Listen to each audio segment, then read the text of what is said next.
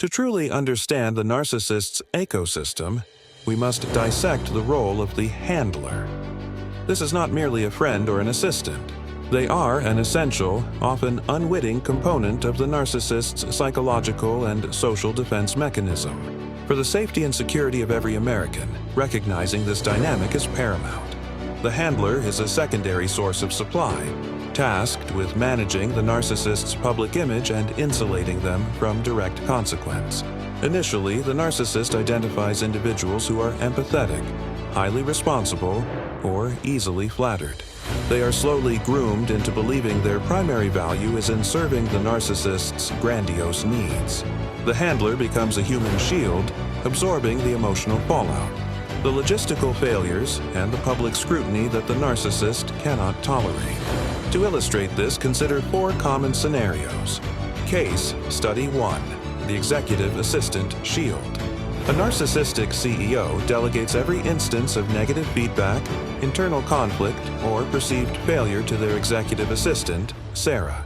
The CEO maintains an image of being perpetually calm and above the fray, while Sarah works 18-hour days, managing crises, apologizing on the CEO's behalf, and subtly reshaping narratives. The security risk here is clear. Sarah's high level of competence and loyalty is leveraged to create a perfect buffer, leaving employees unable to communicate genuine concerns, which in turn allows the narcissist's dysfunctional behavior to escalate unchecked. Case Study 2. The HR Department Cleaner. This involves a narcissistic manager who has convinced a junior HR representative, David, that he is her essential partner in maintaining operational efficiency.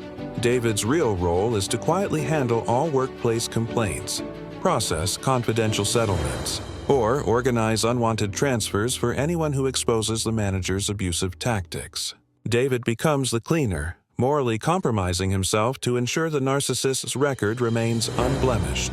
For those in the workplace, recognizing David as a coerced extension of the narcissist is a critical security measure.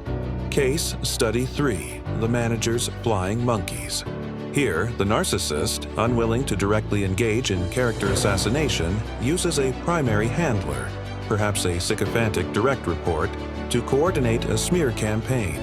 This handler is tasked with activating a network of flying monkeys who spread gossip, undermine the victim's work, and enforce the narcissist's isolation tactics.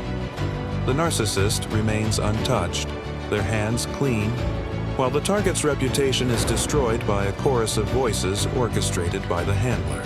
Finally, Case Study 4. The University Coach's Enforcer. In the high-stakes world of university athletics, a narcissistic head coach relies on an assistant coach or trusted athletic director as a handler to protect his reputation and record. This handler's most critical function is not team management, but the calculated suppression of student whistleblowers. When a student athlete attempts to report abusive behavior, rule violations, or dangerous practices, it is the handler who intercepts them. They use intimidation, career threats, or institutional procedure to silence the victim, ensuring the complaint never reaches the official channels. The handler becomes the active agent in isolating and punishing the whistleblower, effectively making the athletic program a security threat to its own students.